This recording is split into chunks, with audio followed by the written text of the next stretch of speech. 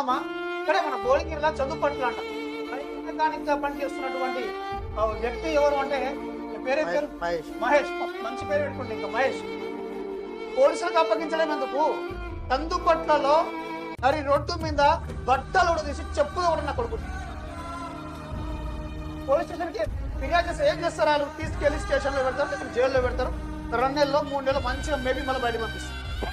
నిజంగా చందుపట్ల సామాజిక కార్యకర్తలారా, చందుపట్ల ప్రజలారా, ఈ దుర్మార్గునికి, ఈ మూర్ఖునికి బట్టలు తీసి వీధికి తిప్పి మన చెప్పు ఇష్టకుంటారు. రాళ్ళను కొట్టి చంపండి మాట.